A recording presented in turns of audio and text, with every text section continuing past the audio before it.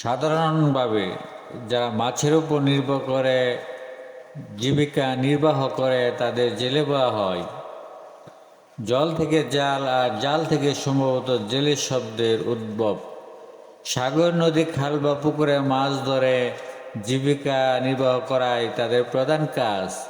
মাছ ধরার পাশাপাশি জেলেরা কৃষি, দিনমজুরি, জাল এবং মানুষ তৈরির মতো কিছু অর্থনৈতিক কর্মকাণ্ডে অংশগ্রহণ করে থাকে, যা থেকে তারা অতিরিক্ত কিছু আয়ের বন্দোবস্ত করে।